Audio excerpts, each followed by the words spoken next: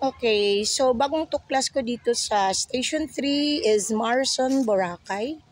So ito po yung kanilang hotel. Simple lang siya guys. Actually, dito siya sa Station 3.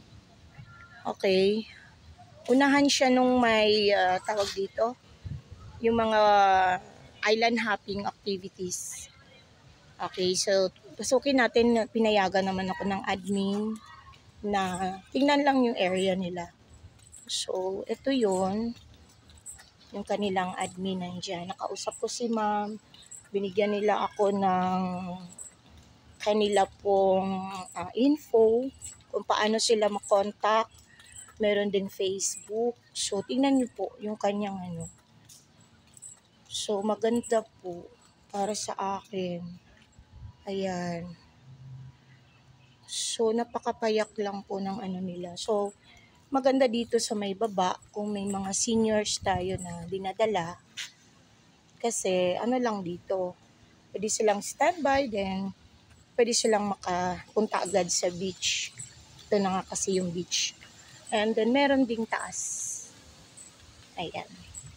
So, thank you so much sa Marson. So, free breakfast pala sila kapag nag-ano kayo dito. So, titingnan na lang natin siya sa Facebook. May sinasabi sila may room sila na 3-9, good for 3 to 4 person ata, or may extension pa. Kasi may free breakfast, may ano sila. So, parang 1,000 per person, may free breakfast. Okay na din yun.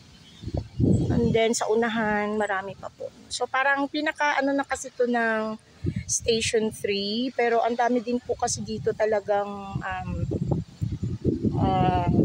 mga foreigners din po. Kahapon dito nga yung sa Norwegian na nakapark talaga, nakadaong. Okay, so hindi naman kalaliman yung dagat dito kasi yung mga bata ay nakapag-swimming pa. Ayan. Okay. So, ayan po yung sa Marzon, Boracay. Ayan.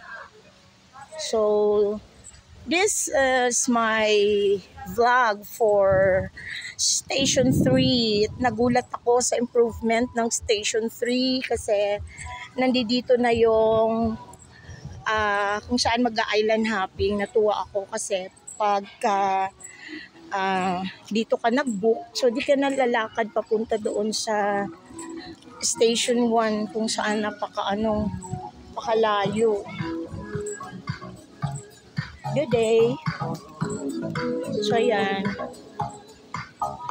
pwede ka nang magano. So yan yung mga duckers. So dito na tayo, no?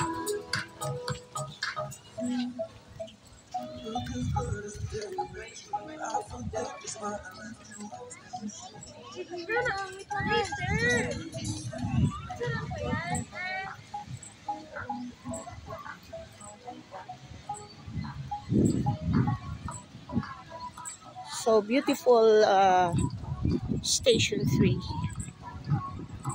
So ang next naman natin ay upuyin or i-discuss ang Station 2.